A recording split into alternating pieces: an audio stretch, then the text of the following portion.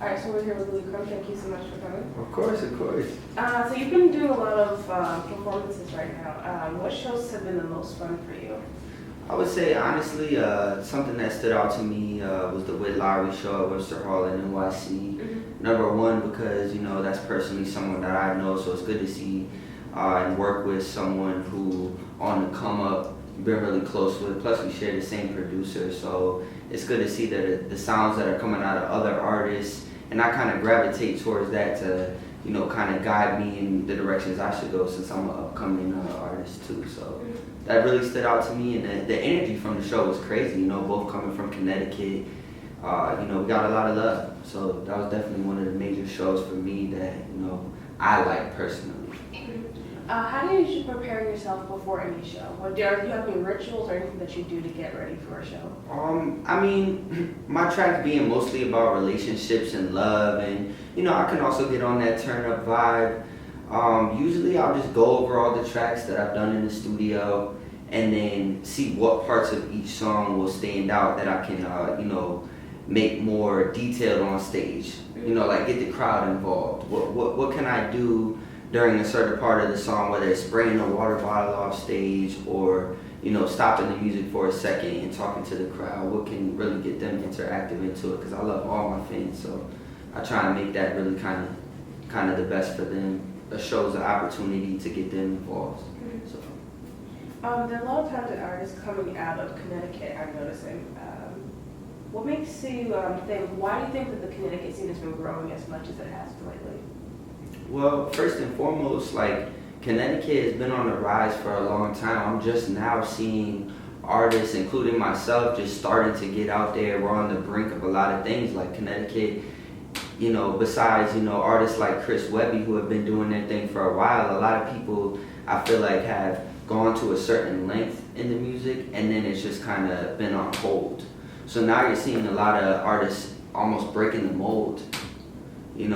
Like just emerging from the hip hop R&B scene, and they're just starting to use certain avenues to actually just take it all the way out. So, yeah. Let's get a little bit into your music. So you have an EP that you're dropping soon, is that correct? Yeah. Okay, all right. Give me what's the name of it? Yeah, well, the thing is originally we wanted to name it Bball, which is love spelled backwards. But the funny thing about that is that Future actually named his newest mixtape Bball. So now I'm kind of like, oh my gosh, wow, and it was original to me. I'm like, wow, Bball, love spelled backwards. The whole EP is the stages of a relationship, from the time you first meet someone all the way to the end where you broke up and now you first met that person again. It's all the stages of a relationship. So I thought that really described the album through and through. And now I'm just kind of searching for a new title for it, but I want to take my time with it. I don't like to rush things with the music, so we're looking for a new title. Be on the lookout for that. Okay. So you definitely said that has the reciprocal nature of the mixtape.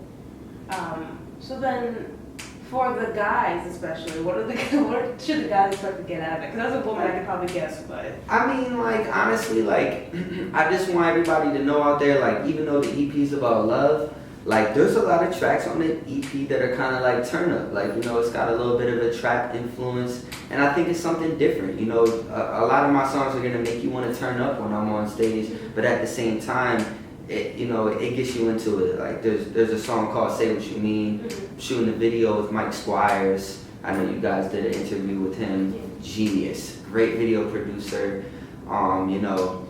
The feel for the album is something different. It's unique. It's not what you're expecting. So don't expect to turn on a Louie Crump track from the EP and expect to, just be on completely R&B. You're gonna turn up off of it. It's something different. So. Okay, all right. Going back a little bit to Connecticut, what do you think is Connecticut sound in terms of hip hop? Right now, I see a lot of lyrical artists coming out. Just to say a few, my boy Annoyed, he's coming up heavy. There's a lot of buzz about him right now. A lot of lyrical sound is coming out of Connecticut right now, more so than a lot of singers, I would say. There's a lot of spitters out there who are trying to shine right now, and I appreciate it. I mean, to me, that's mostly what hip hop is all about, is a story through words. So it's good to see that lyrical content coming out of my state. Okay. So as far as your music though, what are you trying? Are you trying to expand your music base, or what are you trying to do? What are you bringing to hip hop with your work? I'm bringing the hip hop. I'm bringing that old sound back. I'm bringing those hooks. I'm bringing that radio play. I'm bringing that stuff that people want to rock to and bounce to. Now, I don't want the EP to kind of throw people off with the whole love thing, because even though the EP is about relationships, I want that good sound. When I go in the studio to create a new track, it's when you hear it, when it comes on, it makes you want to bounce to it. It makes you want to dance, and that's what we need to bring back to music. I feel like the feeling that it gives you. It's got to be something special, you know. You got to just, that track where, that makes me want to bounce, you know. Like, that's what's most important to me is the sound, you know. So with your own work, who in your life has influenced the way you write, or maybe even the reason why you got into hip hop? Well, it all started for me like this. I would say maybe when I was 9 or 10, my sister, you know, she was a recording artist coming up, and she was a singer. So she used to go, and one of my mom's friends had a in-home recording studio with the glass. It was dope. Like, I was more sucked in to everything I was seeing. Like, wow, she's behind the glass, she's recording, she has the headphones on, and I was really young. So like, she was kind of like my hero. Like, I was like, wow, like, you know, this must be awesome for her to have that talent. So I started writing. I got a notebook out, I started writing. You know, let's look 5 years down the line. I'm in the car with my father, and he's talking on the phone to someone, and I'm just kind of overhearing what's going on. And he goes, I'm gonna try and make it to your show. And then he gets off the phone about 5 minutes later, and I'm like, Dad, who was that? He's like, oh, that was your cousin. And I'm like, my cousin? He's like, yeah, he has a show in New York next week. And I was like, really? Like, who is it? He goes, well, his stage name is David Banner. And I was like, wow, like David Banner? He was like, yeah. So I ended up finding out through my dad that my cousin is David Banner, the Southern recording artist, which I thought was dope. You know, like, so that really just kind of told me in my head, I'm like, wow, this must be a sign, like, you know, like, I gotta do music, you know what I mean? To have someone doing so well in music in my family, you know, like, that just kind of drove me even more to do what I do. So, you know, that was a really special moment for me just in my own life. Mm-hmm. With the music you're writing now, have you ever had an instance where you wrote something that scared you, or anything that surprised you, or you pushed yourself to a limit that you didn't think you could reach? Well, I mean, the thing for me with music is the melodies. Mm-hmm. When I sit down to write, when I turn on a beat, it's weird for me because I'll hear sounds in my head like, okay, this is the direction I need to go, and the first thing I come up with is the melody, and then I'll put words to it. So it's like I can go in any direction. I feel like I don't have a lane, whereas someone's a spitter, someone's a singer, you know, someone's a writer. Like, I do everything. Like I said before, the areas I want to focus on is the feeling you give people from the music. So if I'm sitting down and writing a verse with like a lot of lyrical content, I not only, you know, add a little bit of my life, but I think about, you know, what is the general public going through? What are they going to connect with? And, you know, how and what terms do they want to hear it in? And I just kind of feed off of that. It's all about the artistry. Okay. So do you have any other forthcoming shows or any singles you're going to be dropping along with your EP? Oh, definitely. March 12th, we'll be doing a show in Connecticut at the Space in Hamden. Shout out to the Carter brothers. We'll be doing a show with them. I think there's like 30 tickets or something left. They're doing really well, so the show's going to be sold out. You know, I'm really excited about that.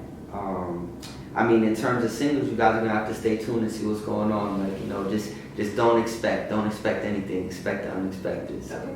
All right. We're looking forward to that. We're gonna just throw a few rapid fire questions at you. Okay. Favorite Netflix show? I would definitely have to say, what's that joint with Pablo Escobar? There's one joint I watch a lot with Pablo Escobar. It's the whole Narcos? story come up. What's it called? Narcos. Yeah, Narcos. I like that show. Yeah. Favorite drink? Red Bull vodka. Favorite mixtape? Dedication 2. Would you rather have your fingers where your toes are or your toes where your nose is? I probably have my fingers where my toes are. Okay. All right. First album you fell in love with? I say T.I. King. Okay. It's All one of right. my favorites. One word to describe your sound. Inspiration. Okay. One word to describe your style. Lovely. Who do you listen to the most now? Wale. Favorite comedian? Chris Tucker. Alright. Favorite underwear brand? Polo. Okay. Yeah, shout out to upcoming hip-hop.net. You already know what it is. It's your boy Louie Crump. If you don't have your tickets to the March 12th show, go and cop those. You know it's already sold out, but you already know I do it for the fans. Louie Crump all day. L.C. down.